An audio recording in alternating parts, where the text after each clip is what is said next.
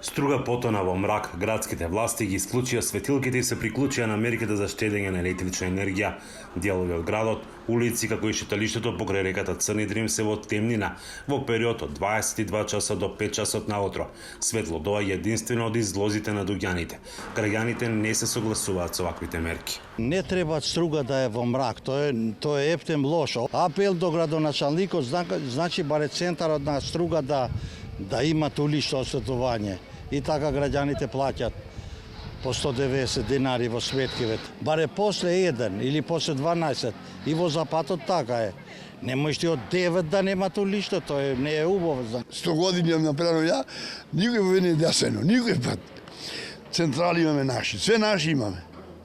Ке ја носа струјава, шарпа за струја, поима немам.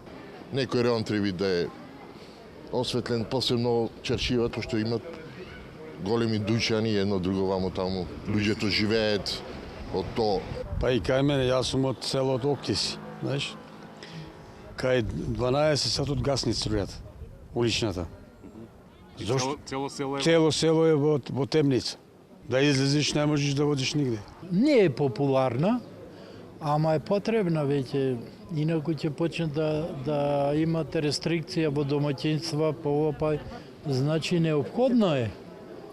Али не многу да речем, ипак да може да луѓето да се движат, да комуницираат. Собствениците на бизниси бараат штедењето да се спроведе на поинаков начин.